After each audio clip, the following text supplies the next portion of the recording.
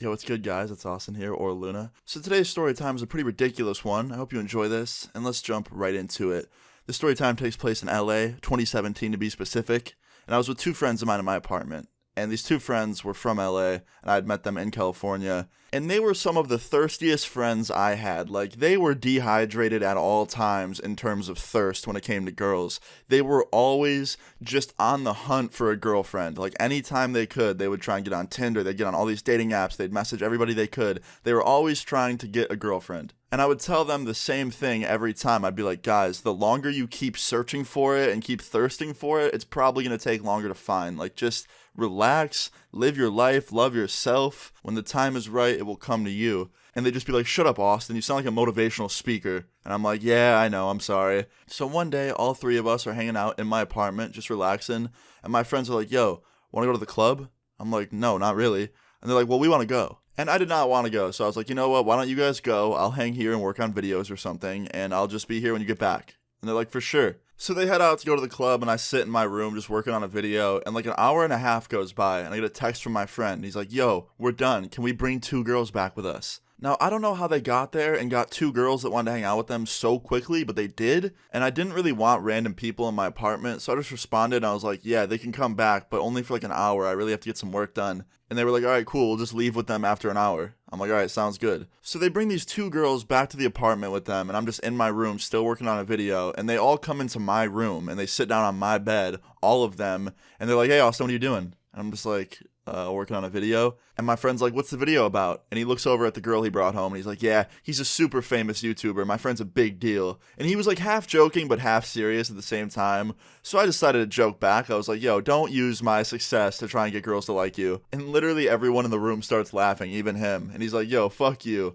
I'm like, sorry, man, I was just kidding. He's like, whatever. So then his girl starts asking me questions. She's like, oh yeah, what do you upload? So I tell her, I'm like, yeah, I do like gaming videos / story times on YouTube. And she's like, oh, what's your name? And I tell her. And she's like, oh, I've heard of that before. Like, I think I've seen your videos. I'm like, oh, that's cool. So we talk for a little bit longer, and then everybody goes out in the living room and leaves me in my room to keep working on a video. And I finish up this video and I start uploading it. And as it's uploading, I walk out of the room and into my bathroom to take a shower. I figured I would just shower quick while the video uploaded, and I'd get two things done at once, right? So I get done showering, it took like 10 minutes, and I walk back into my room, and I'm greeted to a sight I did not expect, okay? I walk into my room, and that girl is sitting on my bed alone with my phone in her hand. I left my phone in my room, and everybody else was in the living room. So she must have just got up and walked over to my room without anybody noticing, because the bathroom is right across from my room. So my friends must have thought that she was just going to the bathroom, and I'm sure if they saw her going to my room, they would have said something. But anyway, yeah, I walk in, and she's holding my phone, and I'm like, what are you doing? And she was like, nothing.